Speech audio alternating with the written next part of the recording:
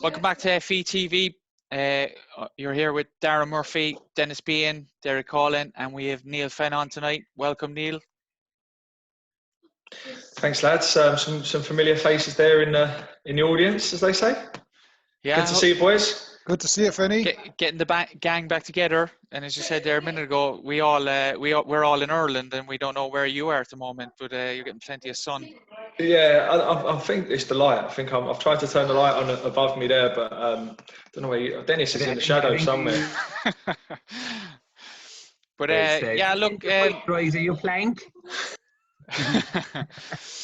So yeah, Neale, I suppose what we ask everyone at the start is, like, you know, where your football journey began. Obviously, you're a professional footballer. What was your first inspirations and passion in football? So I started just playing out where I lived in London, just out in the street with all my mates, really, just kicking around. We lived we called it an estate, but it was more like a little cul-de-sac. We sprayed a goal on the wall and just all played out there. And I was out there for hours, you know, like we all were as kids, and just used to play around there. Didn't really play organised football at all until I was 11 or 12. And once I did that, that was it. I joined the local team, and then got scouted by Spurs, and then signed for him at that age. What age was that, Finny? Signed under 12, so 11 going into 12. I signed for Spurs, training once a week. So that was nearly straight. You were nearly straight into organised soccer, into Spurs, were you? Yeah. So I'd only been playing maybe less than a year organised football. Obviously, been watching it and playing out in the street, but organised football. School at that age didn't have a team, so it was just my local team. And then just trained once a week at Spurs at White Hart Lane. There was like a big like a double-story brick building where the bottom half was tarmac, which they used for car parks on match days, and upstairs there was an Astro, so we used to train up there Monday nights. And how did you find that, going in as an 11-year-old kid to that level? Was there like top quality there? Were they bringing like young lads in from other countries, or no? No, we're all locals, and to be honest, I found it good. Like there was a few in my team at the time were playing there. There was lads who I'd played against. So it was all local to North London. There was another South London one. I'm not sure where that was. So I had a South London one and North London one. But no, there wasn't any foreign lads or anything like that. It was all just locals, really. And then where did you go from there? So then you sign schoolboy forms at that age, and every year they assess you. You're going to get another year schoolboy. So then when it gets to it's kind of leaving school age, they decide whether you're going to get an apprenticeship. Back in those days, a YTS, which is a scholarship now, or they'll cut you loose. And luckily I got a 2-year YTS, which was hard. It was difficult. It was tough. You're getting tested every day. Obviously, apart from the jobs and everything else, just trying to make it as a footballer, just trying to get regular games and trying to stay afloat and keep your head in it was a challenge. And when you had the YTS that time, then I suppose, were the senior players helpful, guiding you or anything like that, or was it just, you know, you had no interaction with them whatsoever? No, we did. We would have been, the usual cleaning up after them. Yeah. They were good. They were good. They weren't, when you're with a group of 20 lads, you can't be looking. Back in those days, you couldn't look like you needed to go and speak to a senior pro for advice and have a heart to heart with everything. It wasn't like that. It was just it was banter. It was Mickey taking, and it was constant. So you had to learn how to deal with that from an early age. If you're showing any sign of weakness, that was it. You'd get kind of not picked on, not bullied, but you'd be the one they'd start on. So you just had to learn to give it back to them and not take anything from them. So I wouldn't say, obviously they'd give you little pointers, and in the times when if you'd be doing shooting or whatever with one of them, with a pro, then it'd be a bit different. But as a general whole, no, you wouldn't really have too many heart to hearts with them. And what age was that, Finny? Because I was there, I went over at 94, so I had 1 year YTS and then 1 year pro. So it was around the same. We're the same age, aren't we? You're 43 as well. Yeah, 43. Yeah, so whatever that was that 95, 94, 95 was it? Yeah, 94, maybe even 95. earlier, 93. Yeah, you were like you say, you had a 1 year pro already. A lot of the Irish boys, when they signed for English clubs, they had a pro attached to the end of it, which we never had that. The local boys, the boys coming up from London, that I knew anyway, none of us had pros. So we was at the end of the YTS, you literally didn't know what you were going to do. You'd left school with nothing, and that was it. Then you're a footballer for 2 years. You're learning how to be one anyway, and then after that, your fingers crossed you're going to get a pro contract. Yeah, it was tough going, wasn't it? Like you'd be in there for maybe 8:30, 9 in the morning. You don't finish till 5:30. You're cleaning the corridors, the toilets, the big communal baths. You're doing all washing the gear and boots. Yeah, the days were full on. Like I've been to clubs now, and you're over at these the pro clubs now, and you know they're treated. It's so different for them. It's not, you know, I'm not saying it's any better or worse that we had it, but it's just different now. They're fully sole focus is football and gym or getting better and nutrition and everything. Ours was, we had a lot of stuff to do. We had a lot of going straight from school into a full working environment. Like you say, cleaning up, washing dishes, cleaning up after players who would sometimes make it difficult for you to clean up after them. It was tough. It wasn't easy, and especially when you've got a lot of lads at that age, a lot of testosterone going around, and a lot of boys. You're competing against each other as well. You've got that side of it as well. So it's not an easy environment. You have to nearly develop a personality or a character just to survive the dressing room environment, don't you? Yeah, you get a persona where like you can't let anything bother you. You've got to have, and you learn to be quick-witted. I did anyway. I learned to be able to fire it back, and if someone gave something to me, I could fire it back at them, and just learn to deal with it that way. That never left you, Fenny. No, but that's the football environment. I think most footballers have got that. It's just what you have to do, and when you're competing with people, and when you're on a daily basis testing yourself, and everyone's testing you on a daily basis, it's mentally tough as well. Yeah, I'll never forget when I went over first. I had a real thick Cork accent, and the lads would be, you'd be a bit nervous in a new environment, new culture, everything, and you're in the dressing room, and there might be a bit of a banter going around, and you decide to add to the conversation, but next thing they all look at you say, what? Like, had a clue what you said, so you change your accent tough. Even a bit. It's tough, and especially managed, Dennis. Especially number one. Is it a thin line or a thin line? It's tough. It's especially line you want it to be can be. In those days, like the Irish boys, the ones at Tottenham anyway, were just sent over and they lived with a family, and that was it. And there wasn't much, you know. They lived with a host family, and that was fine, but it didn't matter where the area was. Once they'd finished training, that was it. They were left to do what they want. Nowadays, there's a lot more care taken for the boys that do move over, where they're staying. I mean, when we bring lads over to Cork now, it's almost like an interview with the club and an agent to make sure that every part of their experience is taken care of. Whereas in the old days, going back 20 years or whatever, you must have had it, lads, yourselves. When you go over, you're just more or less thrown over, and that's it. You can do what you want once you're over there. Mm. It's interesting to hear you talk. Don't you think that it builds character though as well, doesn't it? You know, like if everything is put on a plate for you, you know, you see these boys now in the Prem, all the money in the world, yet they can't cook. You know, they can't clean, they can't look after themselves. So it builds character, and it like you said, you develop a personality because of it. Don't get me wrong, some of the stuff that went on was well over the top, but you know, at the moment now they're getting literally chauffeured everywhere. You know. Yeah. What I did find and adding to that, then it's just for you, Fenny. What I did find is once you came through the YTS and you got your pro contract, you really enjoyed it. You know, you really felt that you've done the hard work and you appreciated it. Yeah, it was. Once you get that pro, that's not. You don't feel like you've made it, but you just feel like you're treated a little bit different. You've got people below you, all of a sudden, and they can take a little bit of the slack. But yeah, once you get that pro contract, to me anyway, it was a massive relief. I signed a 1 year pro contract and then another 1 year pro contract, so I didn't have it easy at the start. It was every time I got a contract, it was the bare minimum, just saying, look, you know, you've done okay up to this point, but here's a 1 year pro, which in those days it was great. It got me another year at Tottenham, but it wasn't, you know, looking now, you would like a little bit more security than a 1 year pro. It's interesting to hear you talk about, you know, the culture over there as well, because like we would have felt that as Irish lads going over to an English dressing room, that it's quite hard to adapt. It was interesting you saying that you're an English lad and you found it quite a cultural difference as well, and maybe it's that competition and that drive for success, and you know, a small hole and only can, you know, a certain amount fit in to those pro contracts and get them in the end. And I suppose what was the like coming out of that then? What was the attitude towards you when you had a pro contract then? Like, were you like, going into the senior dressing room, did you have to constantly fight then again for your place and stuff like that? But at Tottenham, it wasn't. Once you got a pro contract, you weren't near the first team. Still, you're in the reserves and with the second year pros or whatever it was. So you weren't all of a sudden you didn't make it. You were just the next step up the ladder. You know, it's not.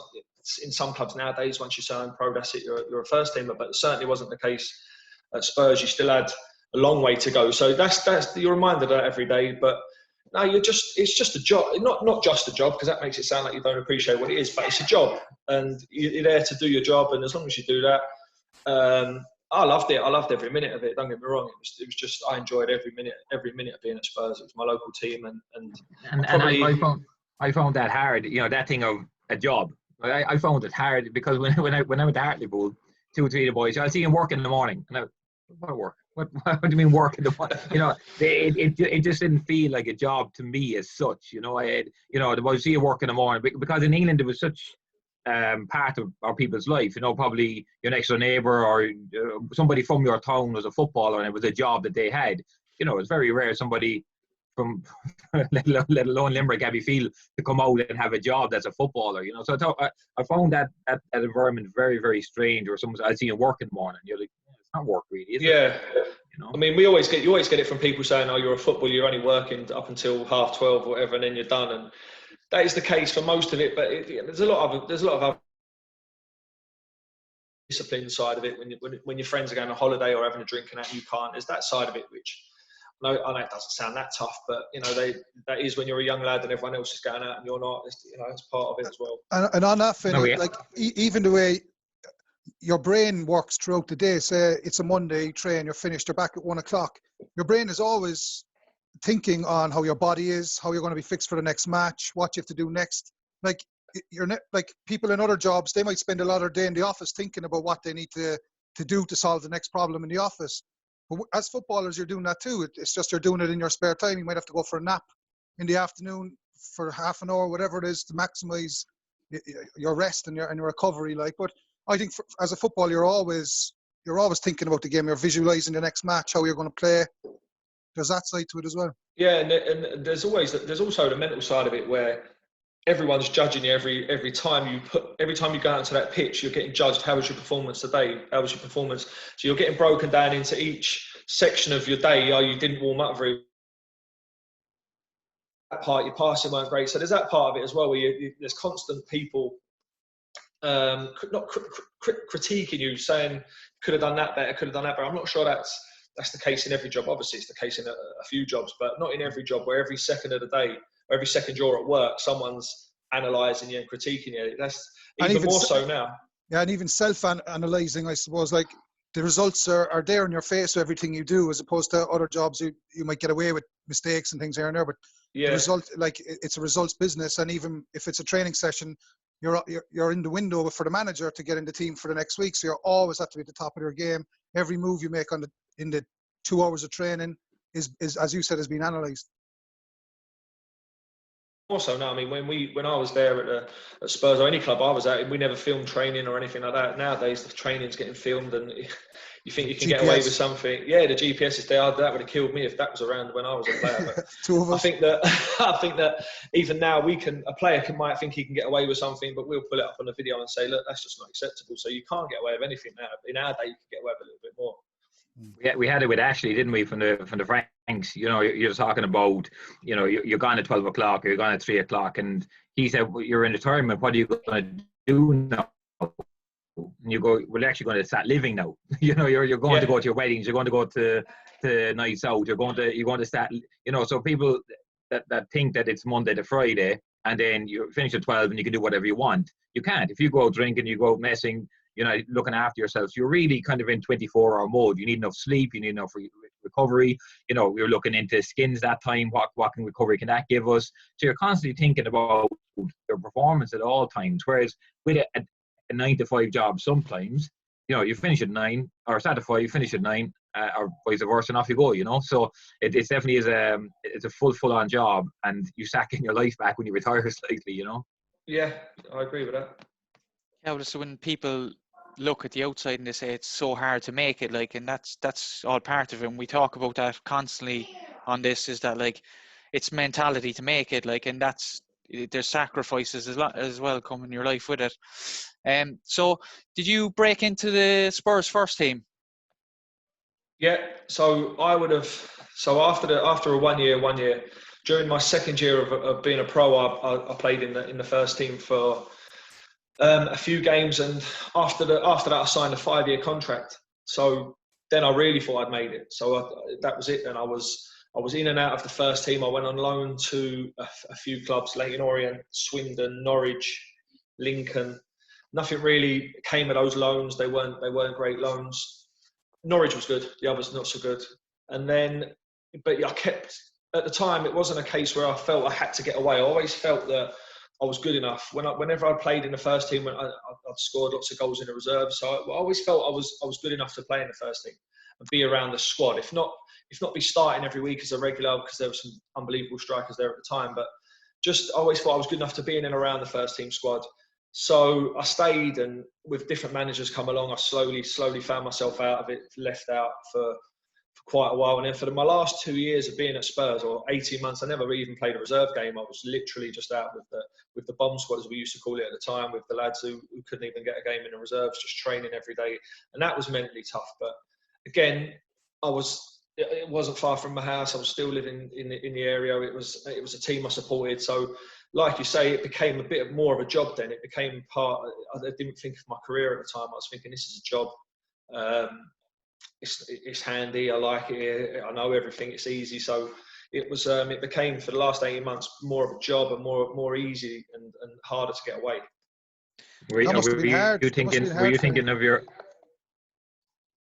Go on, Derek. I was saying that must have been hard, Fenny. Like, especially that Tottenham team was a massively memorable team, wasn't it? There was some serious stars in there. Like, and I suppose after spending 18 months, 2 years not in the picture, you must have had to kind of rebuild your whole mental state back up again to be a footballer. Yeah. Like I say to players now, I mean, you become a good training player. I'm sure you've all played with those lads who are good in five-a-sides, good at the keep balls, good at the transfer games. When it actually comes to matches, they're not so good. And I became a very good training ground player. I became good in small spaces, good at the games that I knew. But obviously, I never played matches. So when I got released from Spurs, or my contract ran out, and I signed for Peterborough, that was the one thing that it wasn't about the money. It wasn't even about what club it was at the time. It was just about, I need to start playing some matches, grown up football here. And at the time I was 24. So it was quite obviously very late to actually start playing some league matches, to start having a run of first team games that I hadn't had since I was like 19, 20. So that was tough. The transition from being just a training ground player to actually going out and playing league football, men's football in League Two for Peterborough, I found it hard to get consistency. I'd have a good game, I'd play well, and in the next couple of games I wouldn't play so well, and there were some decent strikers there at the time, and I was in and out, and that was another challenge. So because we talk a little bit about this on and off, when you moved and you wanted to play football and then you didn't get game time, were you thinking, this is not really for me, no, I'm ready to stack this in, when you were at Peterborough?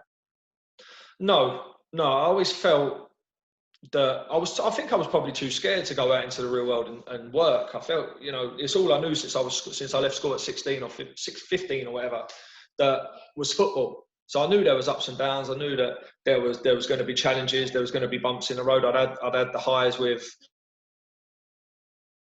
the first team and the dream come true, etc.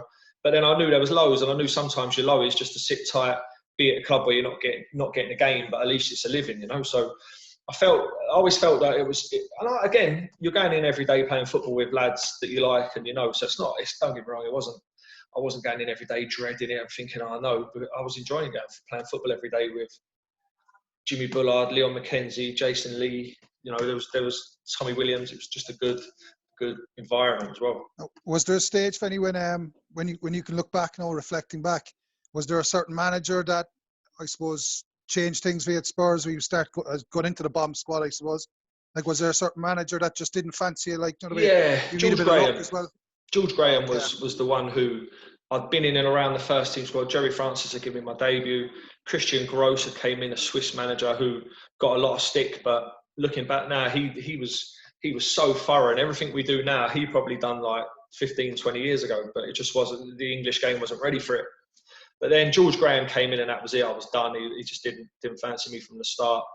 I didn't really like him, you know, especially being a Spurs fan. He's Arsenal, and it just, that was it really. I didn't think he should have been at the club, but that wasn't for me to say. And that was it. We didn't get on, and that was that. And then his contract, well, he got sacked, and then Glenn Hoddle came in, but I only had a few months left when he came in. And I think the best thing for everyone, I was 24, hadn't played in whatever 2 years, 18 months, 2 years time, was best to move on. So how did you get to Peterborough then? If you haven't played in 2 years? Just Barry Fry would have known me from being around. I had to go on trial there. I played a few trial games at the end of the season before. Done well in the reserve games with John O'Flynn. Actually, I would have played with John O'Flynn in a couple of reserve games there at the time. And he saw enough there and just offered me a 1-year deal. So at the time, I jumped at it. And during all this time, Fenny, you were Irish underage all the way up, weren't you, when you were at Tottenham? Well, I played in Euro Championships for Ireland in 1990. I mean, under 16 European Championships, whatever year that was. And then I didn't play until under 19. So I'm not sure what happened in between, if there was even an underage squad. But it was only then I got a call up again in the under 19s and played for them at under 19s. Because it's your mum's from Cork, isn't it? Yeah, from Bear Island. So you got the call. Did someone just contact you out of the blue? Was it just a random? Yeah, it was. Letter. I can't really. I think it was a phone call to my mum from Chris Houghton maybe at the time. Obviously, there was an Irish scout had seen me playing and recommended me or whatever. I can't exactly remember, but along those lines, that they'd rung my mum and sent me a letter out, and that was it. It's always a weird one, isn't it? You know, you're some people say, I have no problem playing for Ireland, and then I'm playing because my mum is Ireland. I'm playing because I won't get in playing for England. When you were growing up, obviously being in London, did playing for Ireland, was there a part of you, should I, shouldn't I, or was it, yeah, absolutely, I'm going? Yeah, I think for me, it's always it's a tough one, because when my mum's, all right, she's Irish, she's from Cork, but we weren't like Irish family. Yeah, I see. Like I've got my dad's sister married an Irish man as well, so they used to come around Christmas. I used to see them a lot. They were Irish, so there was an Irish around. We go to an Irish social club, my mum and dad, but we wouldn't have been. There wasn't really an Irish area. There's a few Irish people, but not in an Irish area. We wouldn't have watched All Ireland every year, and you know that sort of stuff. My dad wasn't. Oh, you're definitely not Irish, so. And my dad wasn't mad English supporter either. Like we'd never really watched it. It was just about Tottenham. It was never about England, really. So when it became a choice, do you want to play for Ireland? It wasn't like, oh, I'm going to wait for England, or I feel more English than Irish. It was, yeah, I'm half Irish. I'll play for Ireland. Yeah, I suppose that call up made you Irish nearly. It kind of probably forced your hand. Yeah, I mean, I used to get where the area I was from, it was multicultural. So, you know, the first thing they'd hear was my mum's accent when she was out calling me in for dinner and stuff like that. So you'd get a little bit of stick then. So you know from an early age that people, you know, that you're Irish to them, but then, you know, you're English, and some of them are Jamaican, some of them are Greek, Turkish. It's just, we're all in the same area. It didn't really matter. It was just, that's what you are. So we never waved any St. George's flags around, and we never waved any tricolors around. It was just, that's what we are. And when did she move over, Fenny? Like, how did she? Was she older when she moved? No, she moved over young. She was 18, I think, when she moved over. So yeah, she'd been there a long time as well. So she had the same issue as you, Derek, with the accent. I don't know how you got through over there. Especially with Bear Island. When she came from Bear Island, she had a serious accent. Yeah, it's a big move. Yeah, even now, I can't really notice it anymore, but all my English mates would say, "Blimey, your mum's still got her accent," but I can't hear it. Obviously, I can hear everyone else's Cork accents, and they're way stronger than my mum's. Yeah, you've done well to keep your English accent, because a lot of Irish lads lose their Irish one when they go over for such a long time. Well, Dylan McGlade, we've got Dylan McGlade, don't we, who plays for us. He's got like a Geordie accent, which is, I have to keep reminding him of. He's from Dublin, but he's got a little bit, because he was at Middlesbrough. I call it Geordie. It's probably not Geordie. Middlesbrough's not Geordie, but I say he's got a bit of a Geordie accent. He doesn't like that. And then from Peterborough, like, where did you end up? So Dan Connor was playing for Peterborough at the time when I got there. So was Dan Murray. So was John O'Flynn. and so was Killian Brennan. So those lads were in. I didn't really see a lot of them. They were in the reserve or the youth team. And then then they'd left. By the time I left, they'd already gone. And I knew obviously Dan Murray was playing over for Cork, and Dan Connor at the time was at Waterford. So he just phoned me and said, "What are you doing?" I said, "Look, I've left Peterborough, mutual agreement. I've left. I went on trial to Stevenage. I went on trial to Dagenham. Didn't really like them. Again, it was sort of the same scenario as before. I didn't really enjoy it at those clubs. It wasn't me. So he said, "Do you want to come over here and try it? See what it's like over here?" And I'd known, obviously I knew those boys already, and I'd known a few lads who I played Irish underage with were back in Ireland playing, like Ross Darcy, Trevor Malloy, Simon Webb. Players. So I knew the league, I knew the standard of the league was decent. So I went to Waterford from like July until the end of the season. Really enjoyed it there, and during that time, Pat Dolan, who was the manager, obviously, of Cork, had come to see me a few times, and did the deal to move to City. Before you moved to City, Fenny, I remember marking you. I remember playing for City, and you and Daryl Murphy up front for Waterford. You were some partnership. The two of you, like when they signed you, it was great. But I thought they should have went after for Daryl Murphy as well. Yeah, Daryl Murphy was unbelievable that year. He was, I'm not sure what age he was at the time, but he had everything. I thought he could go on and he did have a great career, don't get me wrong. I thought he could go on and do wonders because he was quick, he was tall, he could score. Yeah, we had a good little partnership going. You were a handful, all right? Yeah, he was decent. Good time, actually. I enjoyed it at Waterford. It was a good club there. It was just a nice, friendly club. We probably got some results that people didn't expect, so we was going against the odds a little bit, but some good players there. And was John Frost was there at the time? Frosty was there, yeah, he was there, left back, and yeah. But what was the setup like, Fenny, for you? Must have been talk about us like having culture shocks when we come over to England, but it's nearly the opposite effect for you coming over here because it's not as professional. The facilities aren't as good. Like some of the grounds aren't great. Like how was it for you? And what kind of like living setup did you have when you moved over first?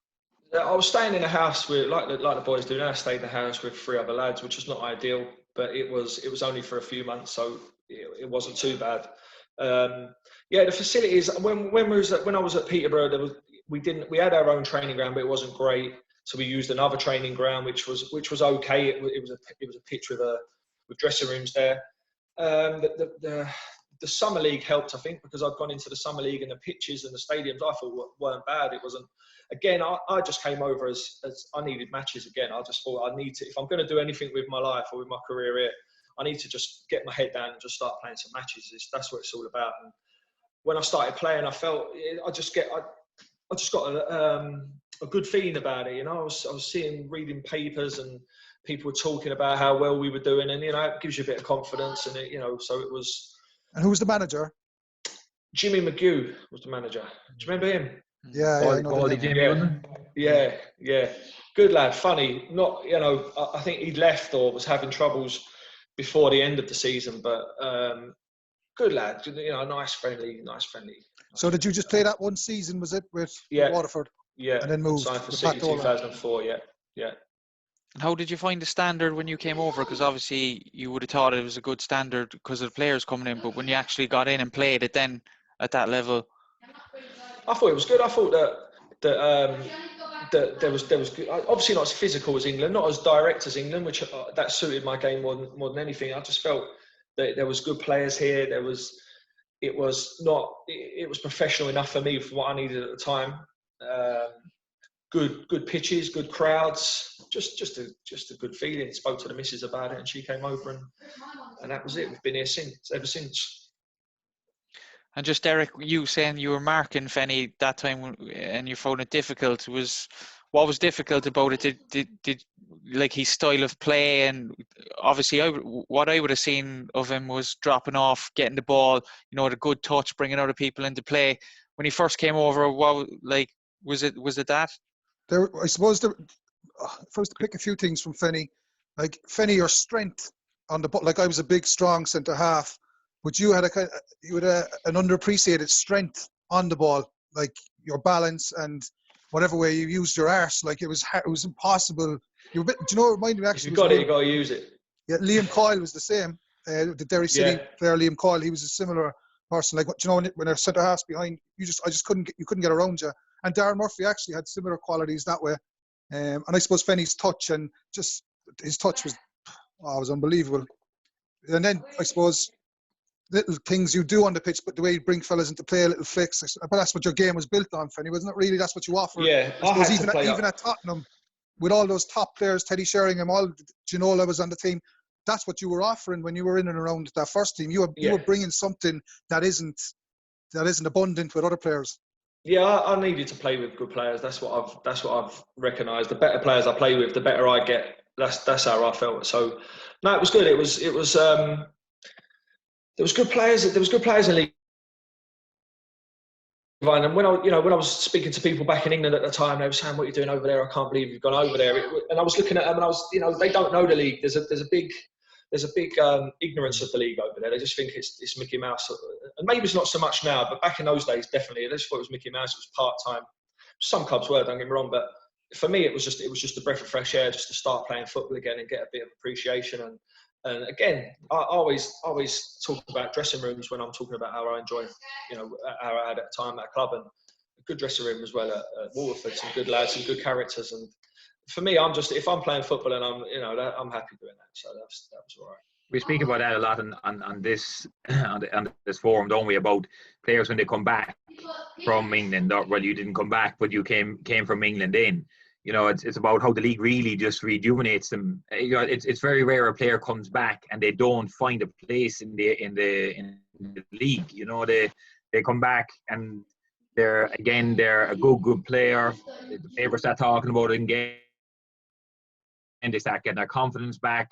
But if you look at Jack Byrne, you start looking at internationals, coming around looking at you again. So it's a great breeding ground for confidence, the league here, and it's just a pity we keep talking about it. It can't be embellished a bit more and develop it more, because I think it could help so many more players' careers, Yeah, you have to respect the league. That's the thing, that the players who come back, if they don't respect the league and they think it's going to be easy. I know a couple that have come back and probably thought they were too good for it, too good, and you have to respect it. If you want a career over it, you have to come back, you have to give it everything, and you can make a good career out of it and possibly get back over, which a few of them have done. But if you come over here and think it's going to be too easy and it's going to be a walk in the park, it's not. It's tough, and like I said before, the scrutiny on you, there's a lot of eyes on you as well. People expectations, because you've come back from England, people are expecting you to step up to the plate. So for some people can handle it, some people can't. Yeah, it's not easy. And I'd say that, Dennis, the numbers, if you were to see the fellas who do come back from England and can't make it in League of Ireland, I'd say that those numbers are massive. Only there's the minority actually go on to make it to the top of the League of Ireland, go on winning championships and cups and stuff. Yeah, I'd say some of them, when they come back, they don't want to make it again. A lot of them have made their minds up. They've fallen out of the game. They come back here and then they think that I'll give it a go, but then that just reaffirms it that they don't want to make it as a footballer. They've had enough and they go on to different things, which is fine. They play part-time and go and get a full-time job or whatever. But the ones who really want to make a career of it and really want to get a career out of football, they come back and they put their body and soul into it, which you have to. And the ones who come back and do well, they'll go back over again, which is great.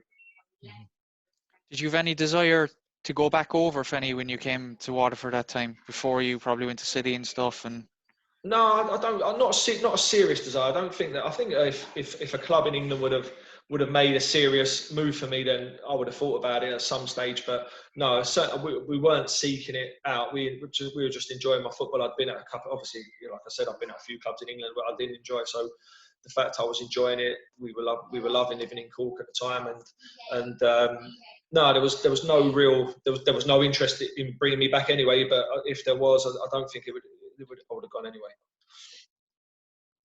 And what was your favourite times playing in the Cork team? Obviously, you had a successful season with the win the league and stuff, and it's probably one of the best Cork City sides that was ever put together.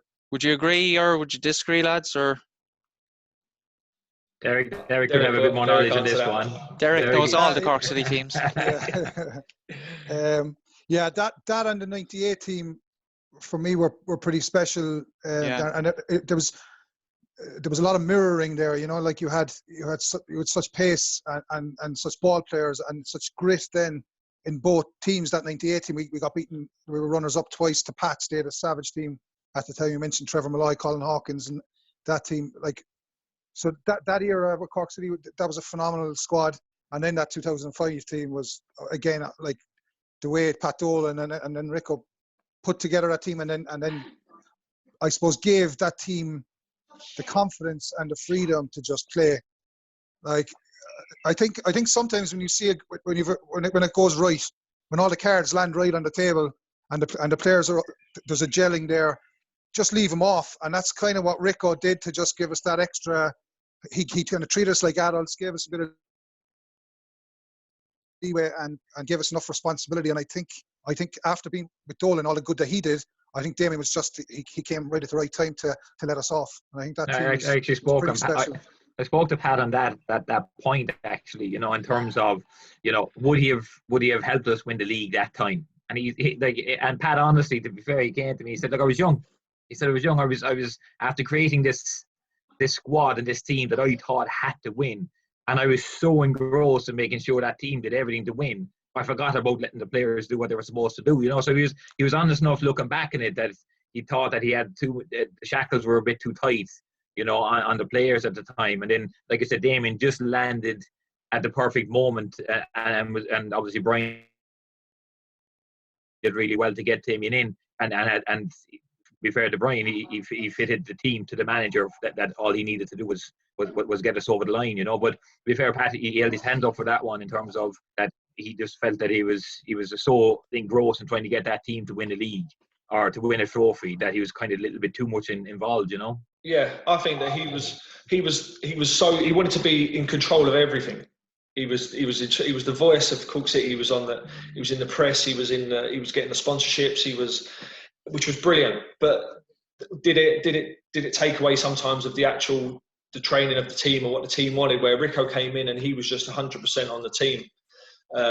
His whole focus was on winning matches, whereas Pat, I felt, was just about the whole thing. He was probably worried about too much around what was going on. Where Damien was like, we were very insular in the team. It was us, not against everybody else, but it was us, you know. And it was what happened on a Friday was the most important thing, and how we trained every day. I mean, training went up a level, didn't it, lads? It was just like, all of a sudden now there was no messing around in training. It was right, this is what we're doing. There wasn't a lot of tactical stuff to it, but it was all 100% and took us up to the next level. And again, on that, I don't think there was ever, like, if you watched training, if you were an alien, came down to earth and watched those training sessions, you said, don't do a thing to that. That's perfect. Leave it go the way it's going, and that's what it proved to be. And Rico was, I suppose, man enough and able to just leave it go and not interfere too much in definitely. it. Like when you're talking about that team, and again, like I wouldn't have known that 98 team too well, or that crew, but our squad. And I always remember a moment. I don't know how or why it stuck in my head, but it was something you said, Fenny, that we scored a goal away from the shed end. It was a breakaway from a corner, and we went like lightning. Now, I was involved in it, so I don't know how it was that quick, but it was quick, right? I couldn't have been there then, could I? You were watching. Yeah. And actually, you're opening remark. You said that if you play in the cul-de-sac, you literally played in the cul-de-sac when you were with us. Yeah. Everyone else ran around you, and you literally just stayed in that cul-de-sac. There was nothing else. But there was a goal we scored, and it was so quick, it was so precise, and the passing was so crisp, and the goal just went straight in. As you said, if that was in Arsenal, they'd have it as on match of the day as goal of the season. That's how crisp and sharp, like you said, when it all came together, that team had that ability to do that, you know? Yeah, I was, you know, whenever we went out, I always felt that we went out and we always thought we could go and win. I don't think we ever set up and were worried about any other team. It was always like, we're going here, we're going to go for it, we're going to do this. And I don't know, it was just, even when we went to European games, it was obviously we knew it was going to be a difficult scenario to league games, but I always felt that they give us a little bit of, Rico gave us a little bit of confidence and a little bit of belief that we could go and win. Yeah, actually, like, I played under Stephen Kenny as well, and they're quite similar in their both in the way their teams played. Not by design. I don't think it was a big tactical thing, but the way the type of players that they put together and the way they built confidence in those players individually, and then to go out on the pitch and just to come together as a powerhouse of a team. Like, you know, I just felt Stephen Kenny was quite similar that way. That they made you feel 10 feet tall, and when you walked out on the pitch, no matter who you were playing. Yeah, I've heard people say that about Stephen. I never worked with him, but I've heard people say that no matter who he's playing, he always feels that he can go out and get a result. Always feel that you can go and beat them. So that's exactly what we had that year. We had the belief that we could go and beat these teams, and we did most of the time. But we had the dressing room as well, didn't we? We speak about how important the dressing room is, and I don't care what club you're at, underage, small, or Munster Senior League, whatever. If you don't have the dressing room, you might as well give up. You know, we were kind of lucky in terms that there was very little kids involved in that dressing room at that time. A lot of fellas were young, free, single, or if they had partners, you know, they still had the time to do stuff. And, you know, we partied hard together. We played very hard together, you know. So it was probably the perfect storm when it came to a team and the way that the dressing room was together with them, because some of the stuff that used to go on, it was a different level altogether. But it really bonded the team together, you know. When you're at Cork and you've got so many away trips, those days, without phones, without tablets, laptop. If you bought a laptop, you know, one laptop for a table, whatever. But Hoggy was doing his studying. Yeah, Hoggy was on his own. But most of the time, we're all just chatting, having a laugh. You know, it's a lot of time to kill with each other, so you have to like each other's company. And we had ups and downs, we had fallouts and everything else, but we're all just good mates. And you know, whenever we went out, everyone was there, and it was just such a good team spirit and a good camaraderie we had. It was just unreal, really. The way I think there's good respect as well, Derek. And if you remember when you had that Derek speech before we went out on the final day, you know, there was just good respect around fellas as well. People would listen to when, you know, we're talking about, you know, you didn't go to a pro player when you were youth, or you didn't want to be seen as throwing your heart out on the thing. But when somebody really was doing something or saying something, the other players would listen to them as well, and they took it on board. And that's rare, where everybody just shuts up and listens when someone's saying that, like, you know. Yeah, like for I suppose for me, even Dennis, I was sub for most of that. I played I think 11 appearances in the end, but a lot of them off the bench. But for me, even when I wasn't playing, and I felt I should have been playing. Obviously, we all did that, but I knew that Benno and Muzz were having an unbelievable season, so there was no opportunity for me to get in, really. But I still, it's unusual, because if it was other times in my career, I would have been a bit, not moany, but you'd be kind of fucking moping a small bit that you're not in the team. But with that team, I just felt so part of it. Even though I wasn't starting games, I felt so part of it. And, you know, the bond was massive.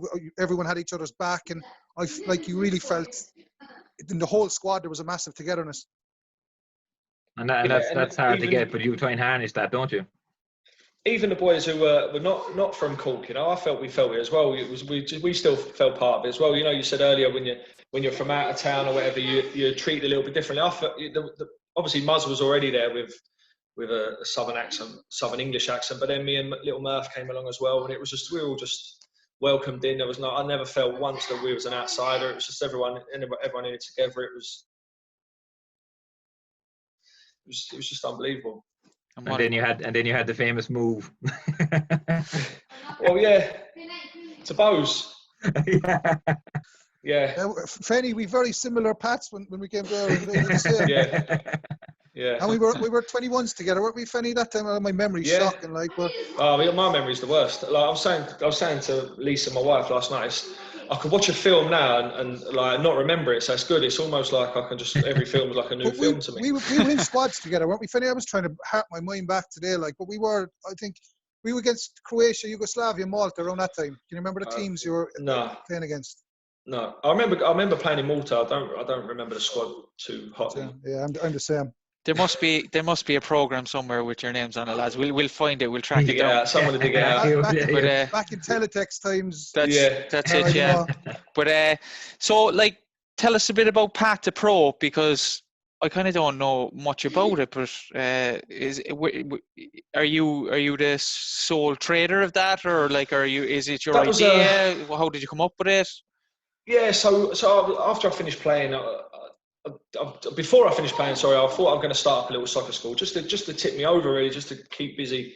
So Matt Gregg at the time, A goalkeeper would have played for Bowes, would have played for Bray. Great lad, funny lad, yeah. He was doing a goalkeeping school just for keepers, and I started doing a little bit of outfielders. And we come together and thought at the time, was there an opportunity for young Irish players to go and have a professional career?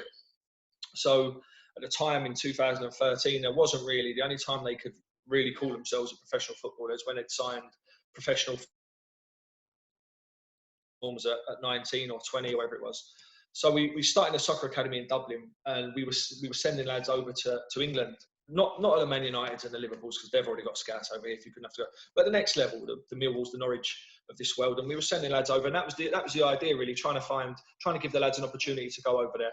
That's how it started, and then after that, the Irish clubs, not because of that, but after that, Irish clubs then did a league of under 19s, under 17s, under 15s, and under 13s, which sort of didn't kill us because we'd started moving to the younger players anyway and just focusing on contract and coaching, not trials so much. We still did a little bit of it, but then it more shifted towards the younger players then. And now, well, up until I moved to City, it was just coaching younger players really, under 13s and under. It just morphed into a soccer school really, which was I enjoyed doing it. Was it talent based, Finney, at that age, or no, like were you picking them, or was it just up to parents to put them? Just extra training, free. We run sessions Friday, Saturday, Sunday, so they could come whenever they wanted. It wasn't talent. It wasn't they wasn't graded or anything. It was age groups as much as we could. I enjoyed it. It's just more football from. Yeah, it was just extra coaching. Coaching. I enjoyed it, but the problem with it is there's no end goal to it. I was missing the buzz of just missing a bit of buzz out of it. It was fine. I enjoyed it, but I was craving for something else. Was that your first experience of coaching, like coming from a player? Yeah, so it started up, and then in I always get this date wrong. I think it's 2015. A friend of mine up here, Darius Kearns, was managing. Fell into it. That's a bit disrespectful to him. Was now the Drogheda manager. Someone had got sacked, and Darius had to fill in for a short space of time. So he didn't have his pro license. So he could only do it for whatever it is, 60 days, 90 days. So he asked me, do I want to go in to be his assistant? Which I did. And I did that for a few months. And then, funnily enough, Damien Richardson came in as the manager because Darius didn't have his pro. He came in as the manager. Darius became the assistant, and I was sort of just floating around then, not doing a lot. Still involved, but not doing a lot. So that was it. I left, and that was fine. They all left at the end of the season anyway. So that was 2015, and then in 2017, another friend of mine in London got the Leyton Orient job. Omer, I know him, yeah. Omer, yeah. So he got that job up until the end of the season again, and asked me, did I want to go over there as assistant? And I went over there, and the difference between the buzz I got from that and the buzz I got from Drogheda was totally different. I loved it at Orient. Not saying nothing disrespectful to Drogheda, because it was what it was, but I really loved being at Orient. It was challenging. The players had gone on strike. No one was getting paid. The chairman had gone missing. We weren't sure whether we'd have a squad to play at the weekend, but all of those things just I really enjoyed, and trying to get a squad out for a match on a Saturday was difficult, and trying to pit our wits against teams that were challenging for titles or trying not to get relegated. I went over there with, I think it was 6 games left. Now we ended up going down, but it was more or less going down anyway. So there was protests on the pitch and games were getting delayed and everything else. But I just really loved it. I just thought, this is what I want to do now. Full-time coaching. I just got a real buzz for it. And obviously, like, had you some badges going over? Had you done badges before or something? Because yeah, I was up to my A by that point. I was up to my A license by that point. So it was when I was a player, I never wanted to be a coach. I never really thought about it that way. I think the older you get, you just think, I better do it just in case. I'm sure there's loads of people have done that before. I better do it just in case. It's all I know, and it is all I know. Football is all I know. So I kind of made the decision that I better do those, and then as you do one, you might as well get the next one, and or you think I can actually make a career out of this, or I actually enjoy it, and then you want to step onto the next one and do the next bit of coach education. So how did Longford come about then? So when I got back from Orient, literally looking around, I thought I'm going to try and be a manager now. So I looked around online, literally looked around online and applied for the job online. Did 2 interviews and got the job. And I was thinking at the time, I was 40 at the time, and I'd never done an interview ever for anything. So I thought, worst ways, I might get, it's an experience. It's an experience. If I don't get the job, at least I know what they're going to ask me in the interview. At least I know the process. So I thought, what have I got to lose? I might as well go for it. So I went for it and ended up getting the job. But isn't it what we just talked about previous? The bringing up, basically going from year to year, contract. It's such, you're on an interview 24/7 every single day, and you have to know how to act, how to talk to people, and living that life. When it comes to a real life interview about something that you've lived all your life, it's just a natural progression to be able to talk about it, isn't it? Yeah, I mean, there was the interview process. Obviously, I'd phoned up people I'd know had gone for interviews just to find out what they'd asked and what they would ask, and different clubs and different levels of football would require different type of interviews, whether you need to do a presentation or whatever. I didn't. I just did a handout. I gave them what I'm all about, my background staff, backroom staff, what I would expect from players, how I would expect to play. So I didn't go into it totally blind and totally dumb. I had a fair idea of what was going to go on, and luckily enough, they gave me the job. Yeah, it's a good point actually, because if you hear the kind of backroom chatter of Mourinho's got a USB stick, or all the top managers got a USB stick that they've got everything on it fully loaded with their tactics, everything down to what they're going to do around the training ground. And then you go down kind of lower leagues and it's a chairman's basically saying you need somebody can come help us. Not the same level of detail, but it's how are you going to win me games? Yeah, well, on the pro license this year we had the Bristol Rovers chairman at the time, and one of the lads asked him, would you expect a presentation? He went, no chance. I don't want to see a presentation. I want to know that the manager's honest, that he's got the club in the best interests.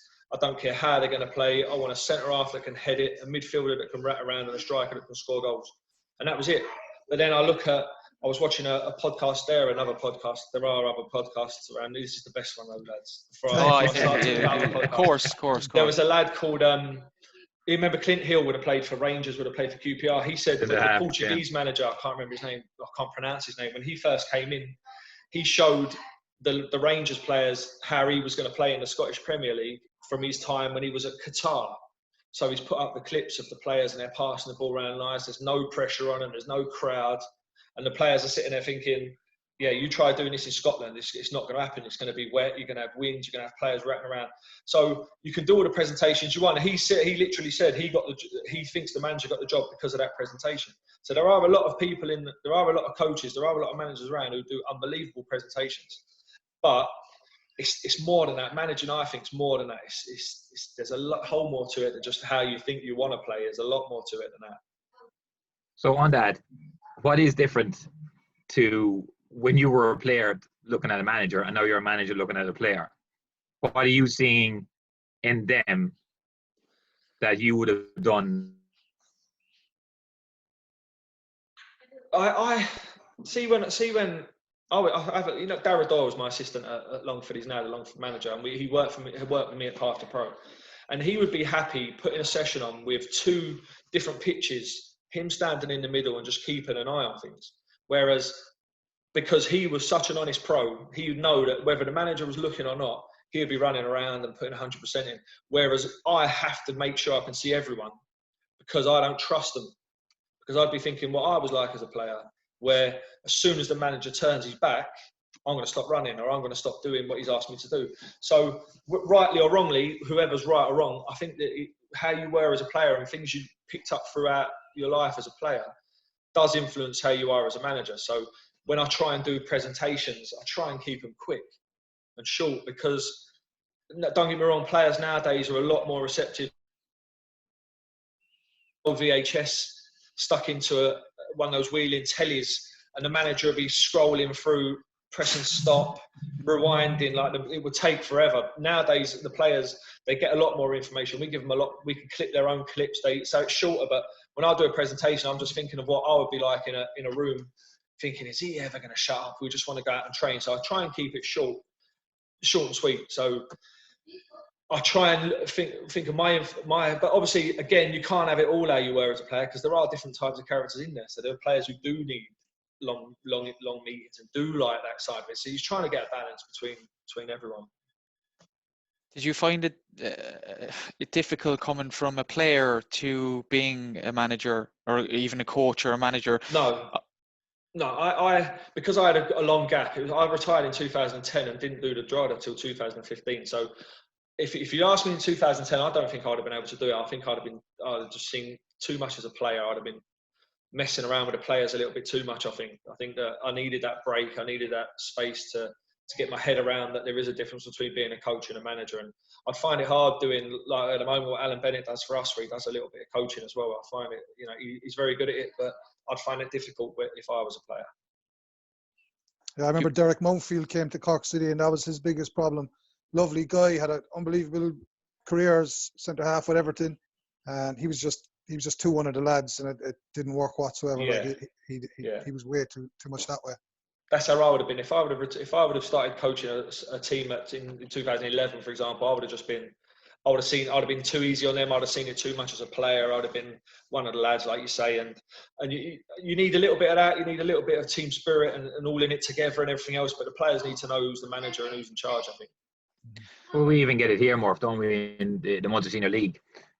Trying to mix playing with, because you can still play in the Munster Senior League at our age at some capacity, be it junior or whatever, but you're trying to play and manage. There's very blurred lines, because if you make a mistake in the pitch and then they make a mistake, you give out to them for the mistake, but you can't give out to you. It's very hard, so having that gap and then really is coming in as one entity makes a big difference, I'd say. Yeah, but I don't know how people do it as player manager. I mean, that's very difficult. Even putting yourself in a team and leaving someone out must be mad, trying to explain that to people. Coaching, being assistant. I know a problem doing that. Being assistant, Dennis played himself every week. Are you really leaving someone out for you? I was go for the first half. I took the goal kicks and the throw-ins to the side. No, but it's as an assistant manager, it's a little bit different because you're not making the decisions, or you can tell the players you're not making the decisions. You're even more one of the lads as an assistant manager or a coach. So no, I needed that break. I needed to get my head around being a manager, and I'm still learning. And still haven't got it off yet. But I think I'm getting better as I'm going along. I think it's something that you'll never have learned. Sorry, Derek. That's what I was going to say. There, the same thing. It's a long curve. Like your situation from Leyton Orient to Longford to Cork City, and like whatever about the Cork City that we would have loved you to gone into with a few bob and money to go buy. It's now you found yourself in a Cork City that's just about just keeping his head above the water, So different situations have different needs, and I suppose you're still on the very start of your journey. I really feel that as well. I really feel that I'm at the start of it, and it reminds me of when I was a player and back in being a YTS, where you're just learning all the time. You're not and you keep learning. You'll keep learning every day. You'll learn something else. And again, talking about self-assessing, you're self-assessing all the time. Every time you have a conversation with a player, you're saying, should I have said that? Did I come across all right there? Was I too harsh on him? Was I too easy on him? So you're constantly evolving and constantly trying to get better. With just even the pro license has helped with that, with leadership styles and learning about different leaders and just little things like that. As much as you might not like the presentations that are on the pro license, some of them, they are, once you sit through them, they are good. I've started I'm only on the UEFA B at the moment, but I think even bouncing things off the other lads in the course is probably where you learn a lot of your stuff. Just running things by fellas and seeing what their take is on stuff. The thing I find with coaching courses is don't go in with an ego. Don't think you're better than anyone else. Just there's someone better than you there. There's 2 or 3, 4, 5, 6, they all might be better than you there because. And it might even be better for any. It might be just different. If you're on a B license, then they're working with probably younger players, which you might not have ever done. You might not have worked with them, and they'll have more experience than you of working with younger players. So it's just, it's always a constant learn. Keep your mind open. I do find that difficult when I am the type of person who, as soon as someone starts saying something I disagree with or I'm not interested in, I'll switch off. I've tried not to do that with the pro license. I really have. I've tried to give everyone a fair shout.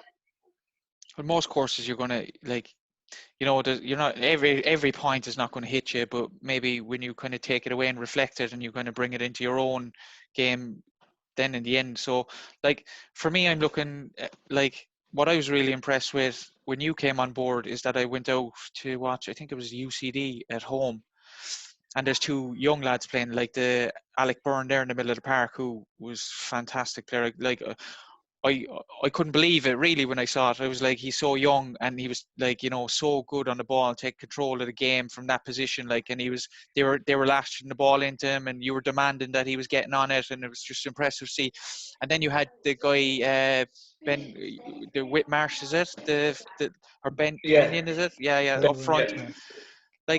It was great to see those two young lads play, because I've been saying that for Cork is an untapped resource for talent, and there's so many lads that go from underage over to the UK and do well. You look at Alan Brown there, but never kind of went into the first team, or David Moyler was kind of around the kind of fringes as a first team. And, it's about giving these lads a chance. And then, it should be, that kind of is the model really of League of Ireland, is that give these lads a stage, and then kind of, sell them on, and make a few quid and improve the stadium or do something, or, Yeah, it is difficult. Obviously, for every club, the ideal scenario would be that you play every player in your team is from your 19s or whatever.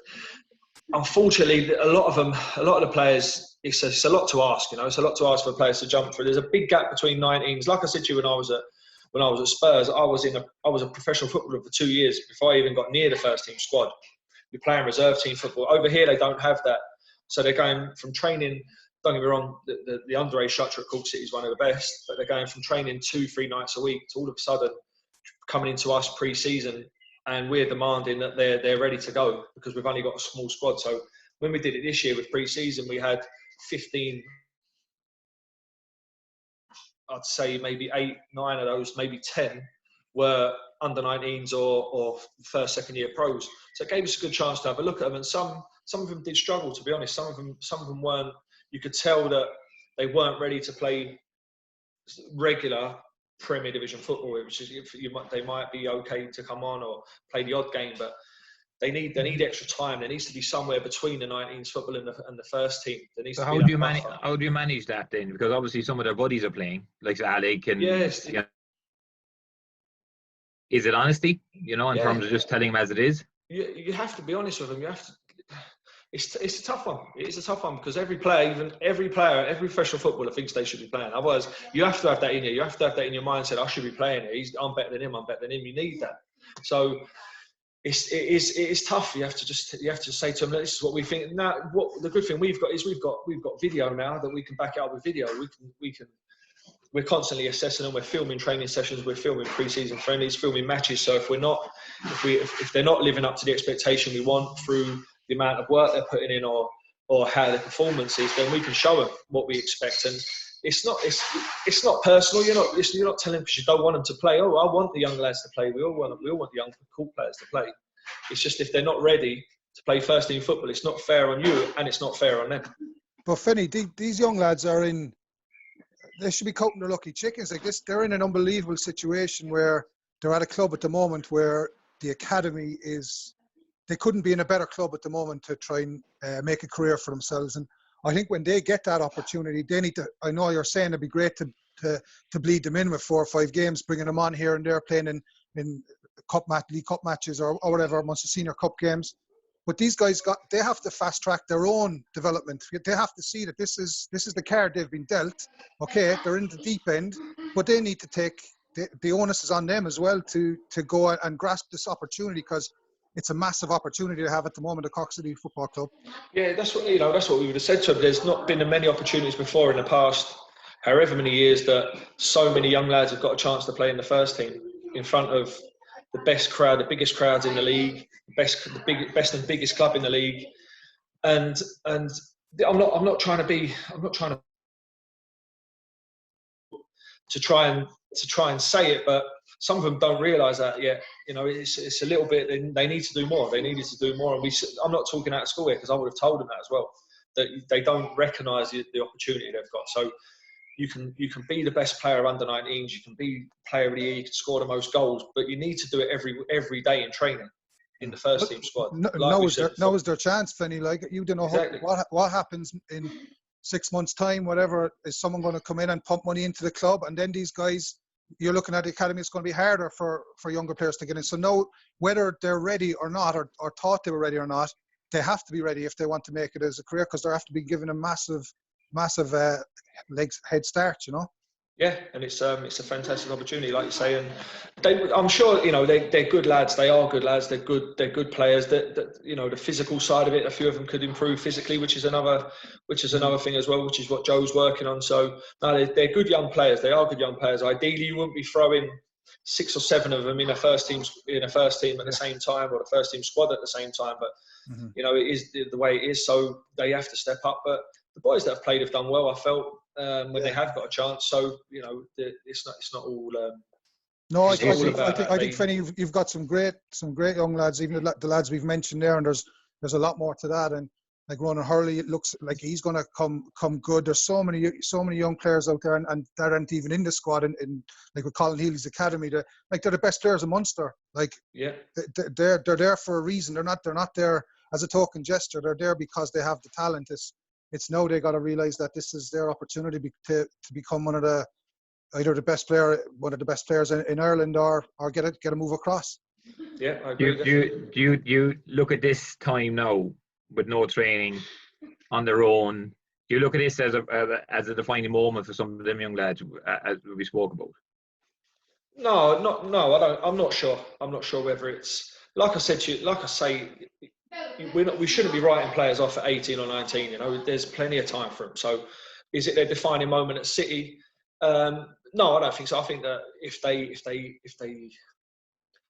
do their program again, it's tough. It's when are we back? When are we going back training? It's a good mental test for them now, because, you know, it's a small test in a way. Like, yeah, we talk about the UK, how hard it is when you go over then the mental test and not being at home, and etc. You know, this we spoke about this there probably a couple of podcasts before. You know, in terms of, you know, making yourself go out and train, making yourself trying to get better, using a ball against a wall. You know, can you get your first touch right? I remember when we were in training, we used to go 18 to 18 and ping the ball at each other, to try and get our first touch right. I beat you 9 times out of 10, not a bother, you know. So no, but that does worry me. That does worry me. Obviously, you know. Go on, Derek. I was just saying, it's a bit like the Grand Nationals, you know, and this is just another huge fence put in front of players. But every obstacle you get over, you're getting closer to that end line. So coming through, like we said, this adversity brings opportunity, and this is a chance for those players to work on the things that need working. And if they really, really desire to make a career for themselves, this is a great opportunity to work on those areas, that whether it be mental, technique, physical, fitness, speed. This is a great opportunity for them to come back stronger players. Yeah, like you say there, if we would have said to not just the younger players, any player, you need to improve this or you need to improve that, your fitness, the amount of pull-ups you can do, the amount of press-ups you can do, they've had plenty of time to work on it. So there's no excuse really for when they come back. It's good. It's a good time as well, I suppose, for lads that have been injured, just to clear up any niggles. You know, when you're playing with a little niggle on that, it's not the best. So it's a good time for that. But mentally wise, I can't imagine what it's like for the players, not knowing when you're going to be back. You're training away, but I mean, Joe would have given a program that was quite intense, because the original date we had was June the 19th. So we were gearing up to coming back towards the end of May, but obviously that's gone now. So we've had to downgrade that a little bit and take their foot off the gas a little bit. So when are we back? I don't know. So it's tough. Yeah, well, look, let the message be out there. You know, work hard and you reap the rewards. But exactly. Just looking back now as a manager and over your career and stuff, and you look back to yourself as a YTS and even at Tottenham and Peterborough, is there anything you would have changed, or you would look back and said I should have done? Or as a player? Yeah, loads. I would have changed loads. loads. As in what? Because it could be good advice for, you know, some of the I young would lads. have just listened to people more. I would have taken it more seriously. But as a 16, 17-year-old kid, when you're in that peer group with peer pressure, it's easy now looking back and saying, oh, you shouldn't do that, you shouldn't do that. But back then, it's what everyone else was doing. But looking back now, I should have. Not that I was a mess or anything like that. I wasn't a mess. I wouldn't be going out a lot or anything like that. It was just I should have. You know, back in those days, if you saw someone doing press-ups in a hotel room on a away trip, you'd be like, Sam, what the hell are you doing? You know, there's a game of cards downstairs or whatever. But nowadays, I'd be doing the press-ups if I was them, and I'd just be focusing more on it, trying to take it a bit more seriously and dedicate my whole life to it. I enjoyed playing football. I loved playing football, but I didn't like the other side of it. I didn't like the physical side of it, the staying fit, the keeping fit. I hated pre-season.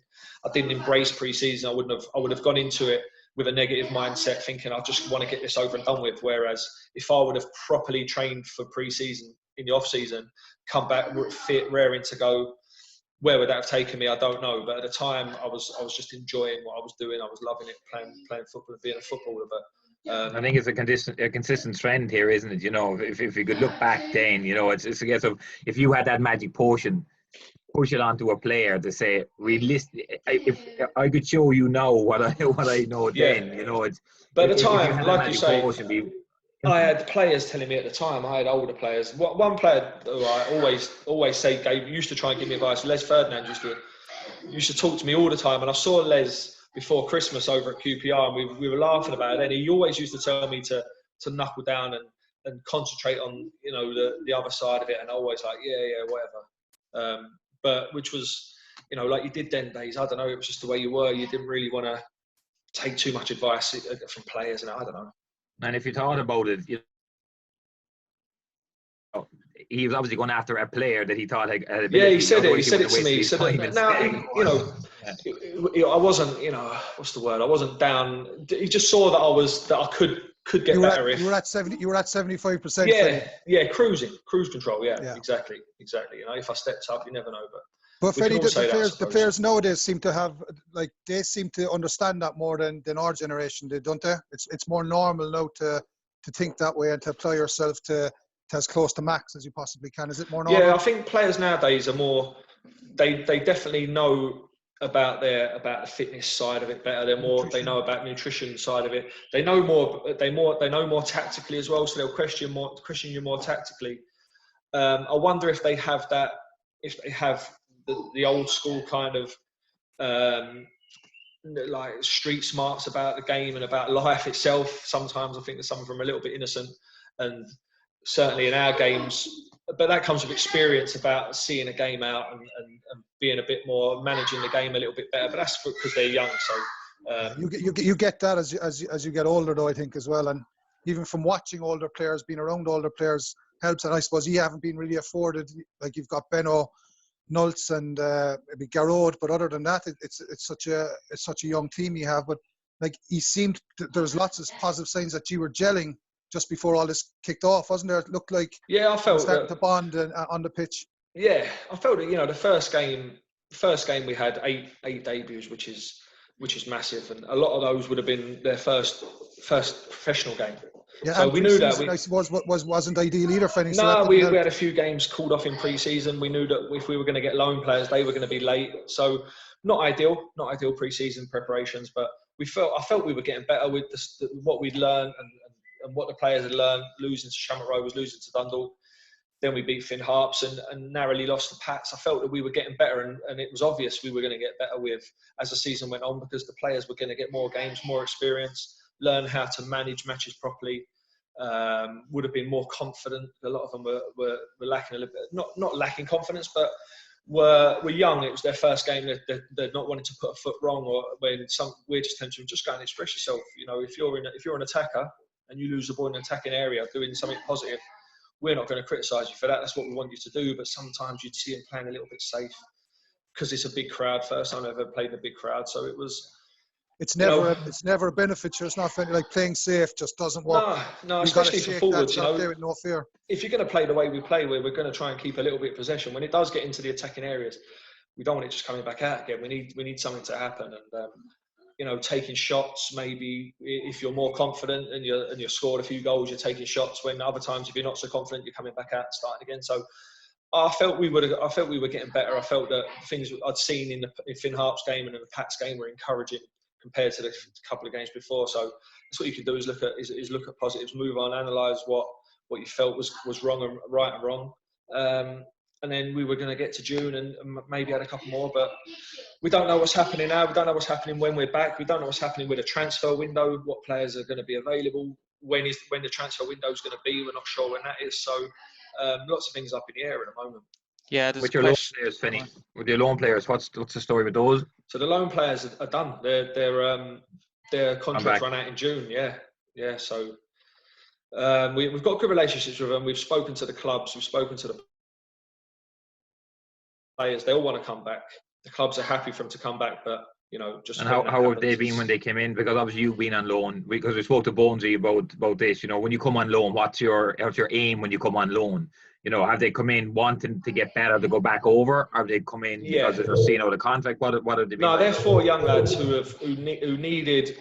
Let's take Deshaun, for example. He'd been in QPR's first team squad and played a couple of games, signed a new contract. So they wanted him just to get games, men's football. So he obviously played one, got sent off in one of the games, but I felt in the other game he was playing, he played really well against Finn Harps, real threat.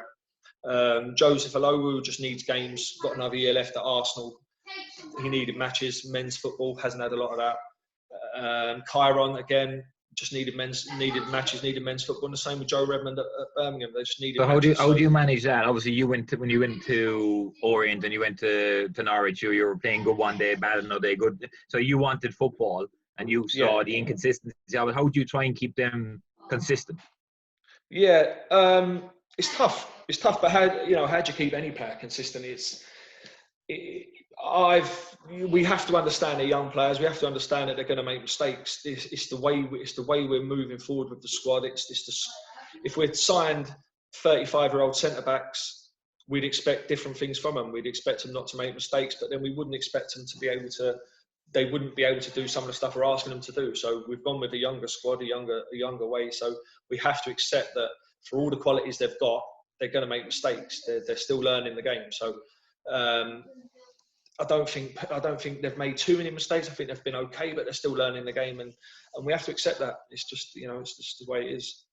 And hopefully it returns soon. But look, they're in good hands anyway. So you seem to be taking care of them, and you've a good passion for the game as well, and you've good experience. So, listen, thanks for coming on the show tonight, Neale. It was really good to talk to you. And again, anyone that's listening in, share it. There's some good advice for young players, coaches, parents, and share us out there.